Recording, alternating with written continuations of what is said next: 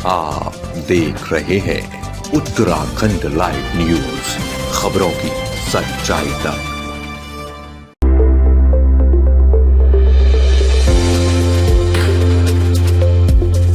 नमस्कार, आप सभी का स्वागत है उत्तराखंड लाइव न्यूज पर। मैं हूं आपके साथ अंजलि। लगातार हम आपको दिखा रहे हैं कि जगह जगह वार्डों में हम जाके आपको दिखा रहे हैं कि क्षेत्र जनता का क्या व्यू है और जो क्षेत्र के प्रत्याशी हैं उनसे सीधा आपकी बातचीत करवा रहे हैं। तो आज हम पहुंचे हैं वार्ड नंबर 36 में, विजय पार्क में, और हमारे बीच में मौजूद हैं मिसेज अमिता सिंह जी। और आप सब देख सकते हैं कि हमारे बीच में आज वो मौजूद हैं।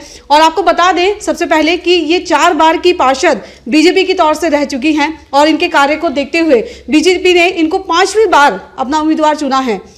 नमस्कार मैम, सबसे पहले स्वागत है आपका उत्तराखंड लाइव न्यूज़ पर। नमस्कार, बहुत बहुत धन्यवाद। और मैं अपने शीर्ष नेतृत्व का भी धन्यवाद करना चाहूँगी जिन्होंने 5वीं बार भी मुझ पर जो है अपना विश्वास जताया और अपना सिंबल दिया।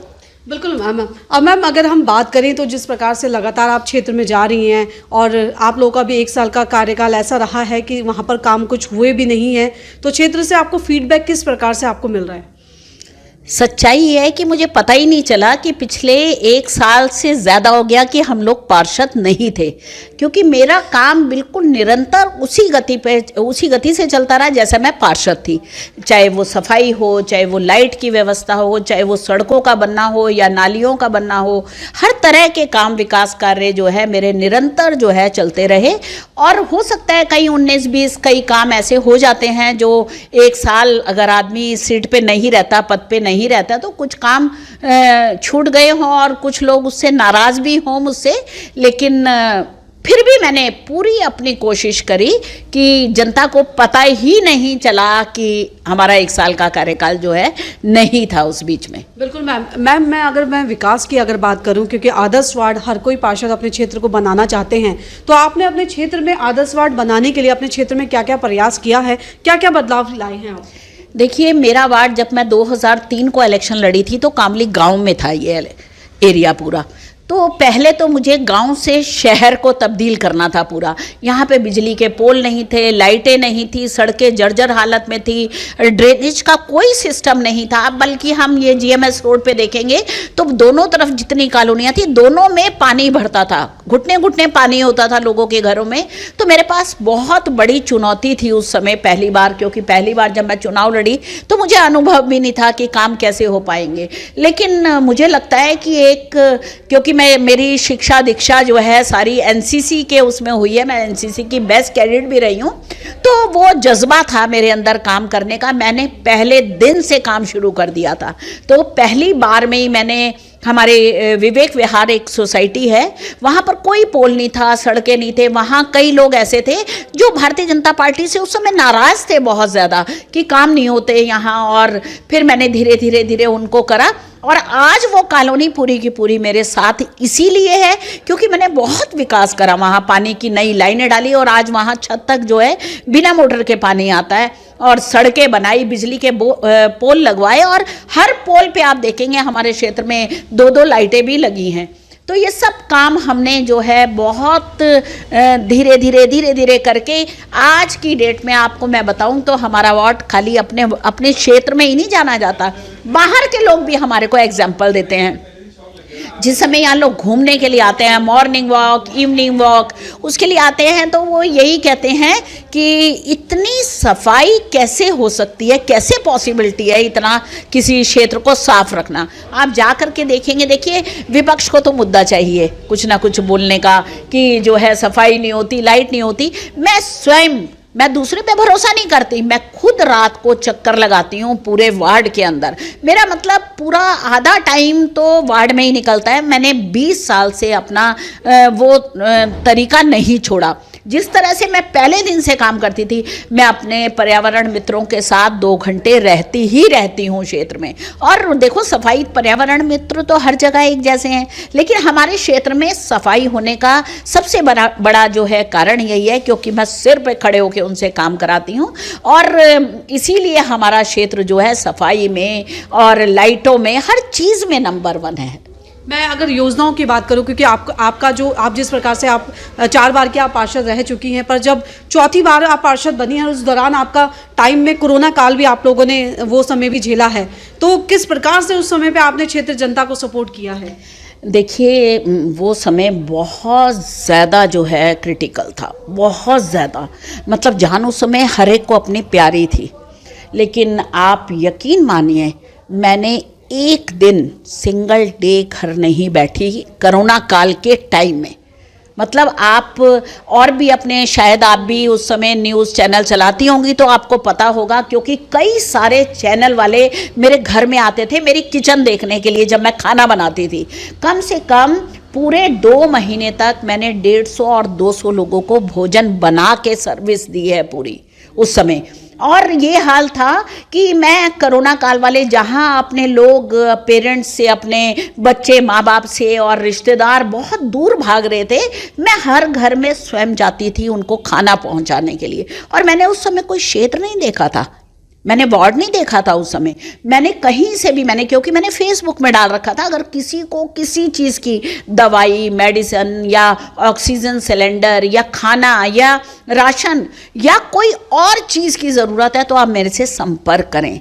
तो मेरे पास रायपुर से भी फ़ोन आते थे, मेरे पास आपके सिरमौर स्ट्रीट से भी, मैं कोलागढ़ में भी, यमुना कॉलोनी में आपने भी, अपने वार्ड के अलावा भी अदर जगह भी आपने सभी को सपोर्ट किया? 100%। उस समय ना तो क्षेत्रवाद था, ना कोई जातिवाद था, ना कुछ था। मतलब आप ये देखो, कोई वहां तक सोच ही नहीं थी, किसी की सोचने का भी नहीं था उस समय। मैं तो खैर आज भी हर चीज़ जो अपने जातिवाद से तो बहुत ऊंचे उठ करके करती हूँ, ये हमारा सारा क्षेत्र जानता है।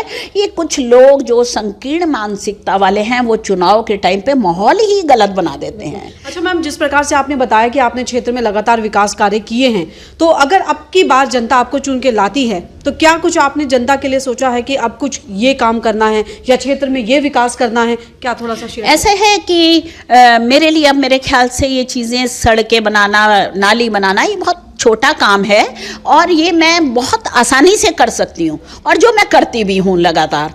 अब मेरा सोच है, जैसे हमने अभी मोहित नगर को रजिस्टर्ड सोसाइटी बनाया, गेटेड करा, पूरा जो है उसको हमने जो है आपका कैमरे से करा। इसी तरह विजय पार्क में भी जो है पार्क नंबर 1 को पूरी गेटेड सोसाइटी बना दिया, पार्क नंबर 1, 2, पार्क नंबर 3, ये सारी गेटेड सोसाइटीज़ हैं, हरि विहार। इसी तरह से मैं जो है सोच रही हूँ कि सबको, सारी सोसाइटीज़ को एक तो रजिस्टर्ड कराया जाए, ताकि जो है रजिस्टर्ड सोसाइटी की आवाज़ ऊपर तक जाती है बिल्कुल। अगर वहाँ के एग्जीक्यूटिव बॉडी कोई भी काम चाहते हैं तो उनकी सुनवाई होती है। हम सारी सोसाइटीज़ को जो है रजिस्टर्ड कराएंगे। और मेन मुद्दा मेरा रहेगा, क्योंकि हमारे यहाँ सीनियर सिटीज़न बहुत ज़्यादा हैं जिनके बच्चे बाहर हैं, मैं उनको अपना बेटी के रूप में, बहन के रूप में मैं उनकी हर समय सुरक्षा करने के लिए तैयार ही रहती हूँ। तो मैं चाहूँगी सारी सुरक्षा के प्रबंध जो है हम अपने वार्ड में करें और एक एग्जाम्पल, एक आदर्श वार्ड जो है इसको बनाएं, जहाँ पर कोई अपने आप को असुरक्षित महसूस ना करे, सबको लगे कि हम अब इस क्षेत्र में जो हैं पूर्ण रूप से सुरक्षित हैं। बिल्कुल मैम। अब वहीं आपने जिस प्रकार से बताया कि चुनाव के टाइम पे बहुत सारे लोग निकल के आते हैं, तो आपके कॉम्पिटिटर सामने बहुत सारे निकल के आए हैं, चुनाव है, कई लोग हैं जो कि आप जैसे बीजेपी पार्टी से हैं, तो कई लोग कांग्रेस से होंगे, कई लोग निर्दलीय होंगे, तो इस कंपटीशन को आप किस प्रकार से देखती हैं? देखिए, मैं अपना काम करती हूँ, मैंने आज तक कभी किसी की बुराई नहीं करी। ठीक है, चुनाव का टाइम है, वो मुझे गाली भी देंगे, मेरी बुराइयां भी निकालेंगे, लेकिन सिर्फ मैं एक बात कहना चाहती हूँ, अगर कोई अपने आप को कहता है कि मैं इस चुनाव में आया हूँ, तो मतलब उस समय जिम्मेवारी बनती थी जिस समय कोरोना काल था। कोई भी नजर नहीं आया, कोई कांग्रेस वाला नहीं था इस क्षेत्र में, कोई समाज सेवक नहीं था यहाँ पर, कोई निर्दलीय प्रत्याशी नहीं था यहाँ पर। मैं थी, मेरी पर्यावरण मित्र थे, और या फिर एम्बुलेंस की आवाजें नजर आती थी। यहाँ कोई नहीं था। अगर कोई व्यक्ति, एक व्यक्ति कह दे कि हम क्षेत्र से, क्योंकि जितने भी यहाँ लोग हैं इस समय चुनाव के लिए, खैर कांग्रेस की तो मैं बात ही नहीं करूँगी, क्योंकि कांग्रेस प्रत्याशी तो कहीं बहुत दूर से लड़ने के लिए आए हैं यहाँ पर, लेकिन बाकी निर्दलीय प्रत्याशी इस वार्ड में थे लेकिन नहीं आए। मैं उनके घर में सैनिटाइज मैं कराने जाती थी, रेगुलर मैं जाती थी। और खाना बांटना होता तो अमिता सिंह थी उस समय बस खाली, कोई नहीं था। हमारे यहाँ इतनी ट्रेजेडी हुई है उस समय, हर परिवार के साथ मैं खड़ी थी। अगर आप यहाँ पर क्षेत्र में जाएंगे और आप पता करेंगे उस समय क्या क्या हुआ हमारे क्षेत्र में, कितने लोग हमें छोड़ करके चले गए। लेकिन अमिता सिंह ने उनके लिए उनके लास्ट अंतिम यात्रा तक मैं ही गई, उनके परिवार के लोग नहीं थे उस समय, तब भी मैं खड़ी थी। कहाँ मैं रायपुर, कहाँ मैं लखीबाग, हर एक के साथ जाती थी मैं उस समय, क्योंकि 4 लोग नहीं मिलते थे हमारे को उस समय। मैं हर समय खड़ी रही, बेटी बन के खड़ी रही, बहन बन के खड़ी रही। मैंने अपनी जान की उस समय बिल्कुल परवाह नहीं करी। बल्कि मेरे बेटी एक दिन रोते हुए उसने कहा कि मम्मी क्या आपको नहीं लगता कि आप हमारे साथ अन्याय कर रहे हो? बिल्कुल, हमें नहीं है आपकी ज़रूरत। तो मेरा यही जवाब था कि बेटे जितनी जिम्मेवारी मेरी आपके लिए ना, उतनी मेरी उस परिवार के लिए, वो भी मेरा बड़ा परिवार है, तो उनके लिए भी तो मैं थी ना। क्योंकि अगर उनके घर में मतलब आप ये देखो, किसी के घर में कुछ होता था ना, कोरोना का कोई पेशेंट, वो अपने घर में नहीं, परिवार को नहीं करते थे फ़ोन, वो मेरे को पहला फ़ोन आता था।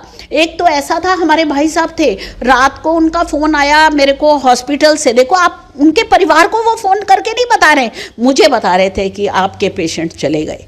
और आप ये देखो, मैं 2 बजे रात को उनको वहाँ से लेके उनके घर में पहुँची, लोग कोई नहीं था। रात 2 बजे सिर्फ वो उनकी वाइफ थी, मैं थी। आप वो समय था, ऐसा समय था। लेकिन उस समय आदमी को बाहर आना चाहिए था, अगर आप चाहते हो तो। ऐसे टाइम पे तो देखो, आप खाली सड़कें बनाना, बिजली, मैंने वही कहा ना, ये बहुत छोटे काम होते हैं। ऐसे समय में आदमी को दिखाई देता है कौन अपना और कौन पराया। बिल्कुल बिल्कुल। अब मैम, आज के इंटरव्यू का एक आखिरी सवाल है, क्षेत्र जनता से आप चैनल के माध्यम से क्या अपील करना चाहेंगे, क्या कहना चाहेंगे? बस मैं तो हाथ जोड़ करके अपने क्षेत्रीय जनता को, सम्मानित क्षेत्रवासियों को निवेदन करूंगी कि वो मुझे एक मौका दें, ताकि जो मेरे थोड़े बहुत बचे हुए काम हैं, जो मेरे मतलब जहन में है कि किस तरह से मैंने इसको एक ऊपर मकाम तक इस वार्ड को लेकर के जाना है, 100 वार्डों में एक अलग नज़र पहचान हो जिस तरह से हमारी, तो के लिए मैं चाहूँगी कि मुझे जो है भारी मतों से विजयी बनाएं। और सब जानते हैं कि काम करने में मैं जो है कहीं पीछे नहीं हूँ। हर समय मेरा 24 घंटे, मेरा नाम भी लिखा है लोगों ने, जो बाहर वाले भी लोग हैं अपने भी, 24/7 उपलब्ध हूँ मैं। मेरे पास और कोई काम नहीं है इसके सिवा। मैं एक्चुअल में इनके परिवार की बेटी हूँ, बहन हूँ, और मैं पूरी तरह से पूर्ण रूप से समर्पित हूँ इसके लिए। बिल्कुल, धन्यवाद। अब मैम, आज के लिए जुड़ने के लिए बहुत बहुत धन्यवाद आपका उत्तराखंड लाइव न्यूज़ पर। थैंक यू, बहुत बहुत धन्यवाद, थैंक यू सो मच। तो आपने देखा कि सीधा हमने आपकी बात कराई वार्ड नंबर 36 से, जो कि अमिता सिंह जी हैं, जो कि लगातार 4 वर्षों से यहाँ पर पार्षद बंदी आ रही हैं, और बीजेपी ने इस बार उनको फिर दोबारा 5वीं बार के लिए उम्मीदवार चुना है। और उन्होंने बताया कि अपने क्षेत्र के अंदर उन्होंने किस प्रकार से विकास कार्य किए हैं, और आगामी अगर वो 5वीं बार पार्षद बनकर आती हैं तो क्या वो क्षेत्र के लिए विकास करने वाली हैं। सीधा आपने उनके मुखारबिन सुना। तो बहरहाल अभी के लिए इतना ही काफ़ी। अपने सहयोगी के साथ अंजलि पासवान की एक खास खबर।